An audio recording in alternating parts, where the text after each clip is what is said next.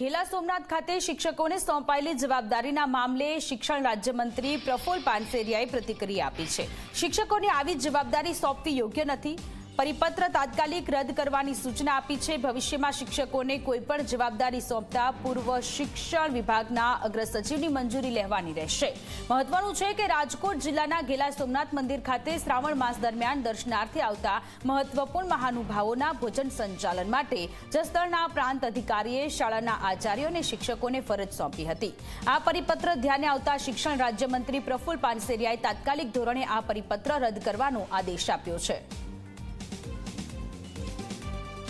એનો પત્ર કરવામાં આવ્યો છે, જે તદ્દન ખોટું છે।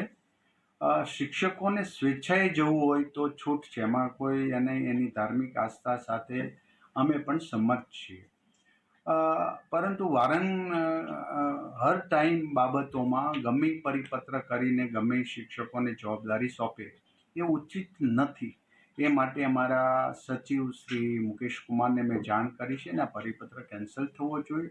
સ્વેચ્છાએ જે શિક્ષકોને જવું હોય તે જાય।